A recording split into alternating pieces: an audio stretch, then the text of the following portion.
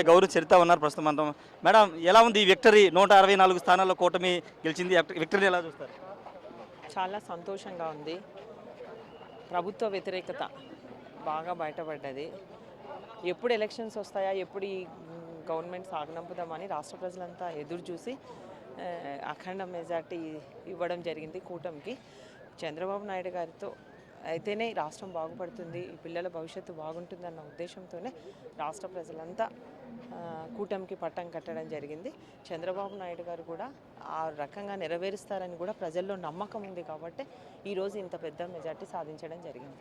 రాయలసీమలో clean sweep చేస్తాం, 52 స్థానాలు గెలిచేస్తామని మొన్నటి వరకు వైసీపీ ఎన్నికల ముందు వరకు చెప్పింది. కానీ ఇప్పుడు మెజార్టీ స్థానాలు Telugu Desam party Anantapuram clean sweep చేసింది.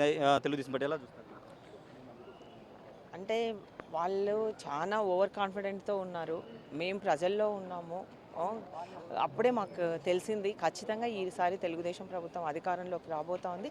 అలాగే రాయలసీమలో కూడా ఎక్కువ సీట్స్ వస్తాయని కూడా మేము ముందే గెస్ చేయడం జరిగింది. అనుకున్న ప్రకారంగా అందరూ రాష్ట్ర ప్రజలంతా కూడా ఈరోజు పట్టం కట్టడం జరిగింది.